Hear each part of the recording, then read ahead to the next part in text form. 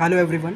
तो अभी हम स्टार्ट कर रहे हैं how to solve pair of linear equations कि लीनियर इक्वेशंस के पेयर को कैसे सॉल्व करते हैं। तो सबसे पहले हम ये जानेंगे कि लीनियर इक्वेशन होता क्या है।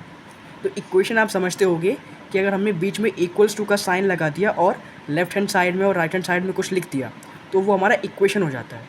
अच्छा, क्या लिखते हैं? वेरिएबल्स को लिखते हैं। वेरिएबल्स क्या होते हैं? For example X, Y, Z, A, B, C, ये जो भी हमारे अल्फ़ाबेटिक लेटर्स हैं इनको हम बोलते हैं वेरिएबल्स। तो इनमें से हम कोई भी यूज़ कर सकते हैं, कुछ भी लिख सकते हैं। For example x plus y बराबर 0 लिख दिया। तो यहाँ पर आप देख पा रहे हो कि वेरिएबल्स लिखे हुए हैं। एक्स और वाई को हम वेरिएबल्स बोलते हैं। तो यहाँ पर ये हमारे लिखे हुए हैं और बीच में हमारा इक्वल्स टू का साइन है, तो इसको हम बोलेंगे इक्वेशन। अब लीनियर इक्वेशन क्यों? लीनियर का मतलब होता है कि वेरिएबल्स की पावर 1 होनी चाहिए।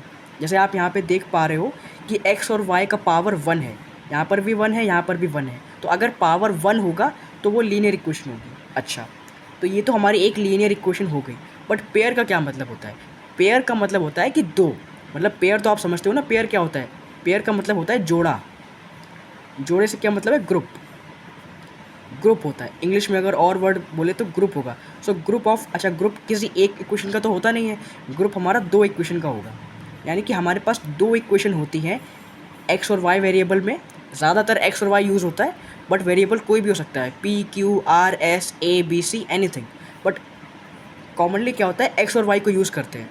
तो हमारे पास दो इक्वेशन का एक पेयर होगा, उसको हमें सॉल्व करना है। तो फॉर एग्ज़ाम्पल हम एक एग्ज़ाम्पल लेते हैं यहाँ पे। जैसे हमने बोल दिया x plus y is equals to 4 हो गया, और अब दो इक्वेशन चाहिए हमें, दो इक्वेशन का पेयर चाहिए। तो दूसरा हो जाएगा x minus y is equals to 0। तो हमें आपके आई मीन क्वेश्चंस जो होंगे एग्ज़ाम में या कहीं भी आपके जो क्वेश्चंस होंगे उसमें ऐसा दिया होगा कि दो इक्वेशन का एक पेयर दिया होगा, इक्वेशन नंबर 1 और equation number 2। X plus y बराबर 4, एक्स माइनस वाई बराबर 0। तो इसको हम कैसे सॉल्व करेंगे? सॉल्व करने का मतलब ये होता है कि हमें एक्स और वाई का वैल्यू निकालना है। एक्स और वाई का वैल्यू निकालना है, तो हम कैसे फाइंड करेंगे? तो हम क्या करेंगे, पहले वाली इक्वेशन को आपको पिक करना है। पहली वाली इक्वेशन हमारी क्या है? एक्स प्लस वाई बराबर 4। तो यहाँ से अगर आप बोलो कि x की वैल्यू क्या हो जाएगी, x की वैल्यू हो जाएगी x इज़ इक्वल्स टू, ये जो प्लस y है ना, इसको हमने राइट हैंड साइड में भेज देना है, तो ये 4 माइनस वाई हो जाएगा। अब हमारे पास x की वैल्यू आ गई y के टर्म्स में, तो इस x की वैल्यू को हम यहाँ सेकेंड इक्वेशन में पुट कर सकते हैं। हमने फर्स्ट इक्वेशन से x प्लस वाई बराबर 4 से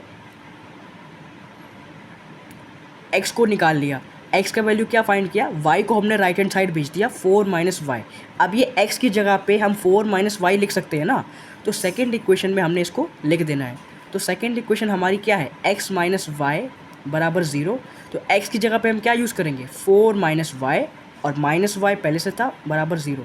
तो यहाँ से हमारा जो इक्वेशन बनी है वहाँ पे सिर्फ y दिख रहा है आपको। तो इससे क्या होगा, इससे हमारी y की वैल्यू आ जाएगी, यानी कि 4 माइनस माइनस वाई और माइनस वाई 2y बन जाएगा, 2y बराबर 0। अब ये हमारा जो 2y है इसको आप राइट हैंड साइड में भेजोगे तो 4 is equals two plus 2y बन जाएगा।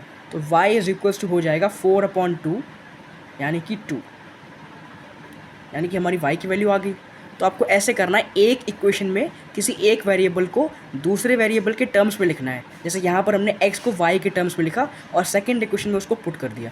अब हमारा y का वैल्यू आ गया, अब आप इसका यूज़ करके x का वैल्यू निकाल सकते हो।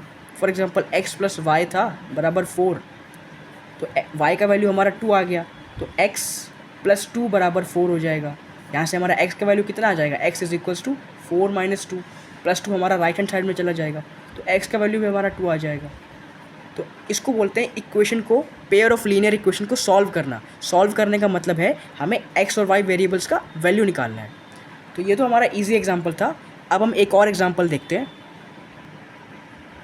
तो यहाँ पे आपको दिख रहा होगा हमारे पास एक और पेयर यहाँ पे दिया हुआ है, 2x minus y is equals to -1 और 3x plus 2y is equals to 9। तो ये हमारी पहली इक्वेशन हो गई और ये हमारी दूसरी इक्वेशन हो गई।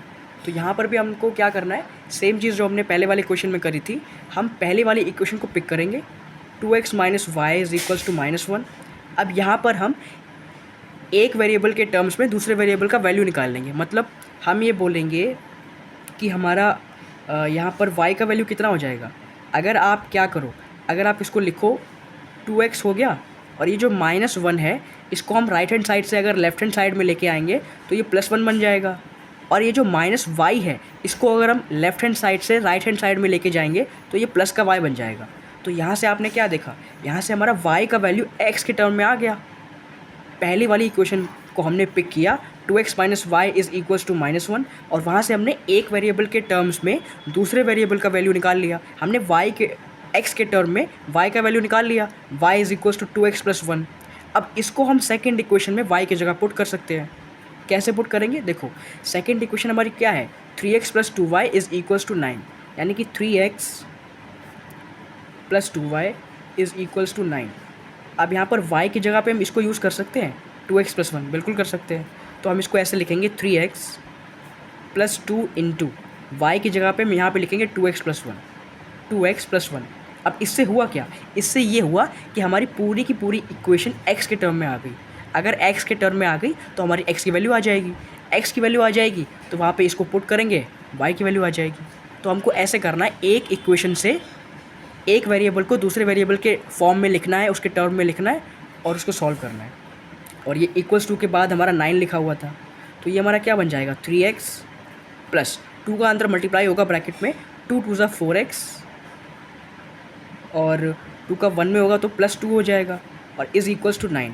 अब 3x + 4x 7x बन जाएगा, और ये जो 2 है ये लेफ्ट हैंड साइड से जब राइट हैंड साइड में जाएगा तो ये 9 - 2 बन जाएगा, तो 7x बराबर हो जाएगा 7। तो यहाँ से x का वैल्यू कितना आ जाएगा, 7/7 यानी कि 1। तो यहाँ से आपका x का वैल्यू 1 आ गया। अब अगर आपका x का वैल्यू आ गया, अब इसको यूज़ करके आप y का वैल्यू फाइंड कर सकते हो। कैसे, आप ये जो हमारे पास दो इक्वेशन हैं इनमें से किसी में भी x का वैल्यू पुट कर दो, आपका y का वैल्यू आ जाएगा।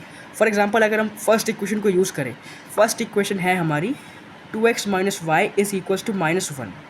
इसको एक बार हम लिखते हैं यहाँ पे, 2x - y is equals to -1।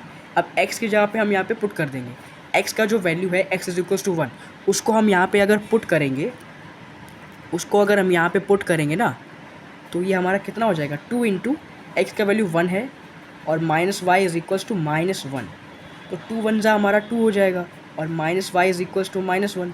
अब हम क्या करेंगे, ये जो y है हमारा लेफ्ट हैंड साइड में, इसको अगर हम राइट हैंड साइड में लेके जाएंगे तो क्या हो जाएगा, ये प्लस का y बन जाएगा, और ये जो -1 है राइट हैंड साइड में, इसको अगर हम लेफ्ट हैंड साइड में लेके आएंगे तो ये प्लस का 1 बन जाएगा, और 2 पहले से था यहाँ पे, तो ये 2 + 1 3 हो जाएगा y। तो यहाँ से हमारा y का वैल्यू आ जाएगा 3। तो ऐसे आपको सॉल्व करना है, x is equals to 1, y is equals to 3। एक बार रिपीट कर देते हैं शॉर्ट में, कि आपको बस मेथड हमारा ये है कि आपको एक इक्वेशन को पिक करना है और उसको उसमें एक वेरिएबल को दूसरे वेरिएबल के फॉर्म में लिखना है। जैसे हमने यहाँ पे y को अलग कर लिया और 1 को इधर ले आए, तो y को हमने लिख लिया 2x + 1। अब सेकेंड इक्वेशन में हमने y का वैल्यू पुट कर दिया, तो यहाँ से हमारा x का वैल्यू आ गया। इसको बोलते हैं सब्स्टिट्यूशन मेथड। हमने सब्स्टिट्यूट किया। सब्स्टिट्यूट का मतलब ये होता है कि एक की जगह पे उसका दूसरा वैल्यू रखना। तो हमने यहाँ पे y की जगह पे उसका दूसरा वैल्यू रख दिया 2x + 1। सो आई होप आपको समझ में आ गया होगा। Thank you.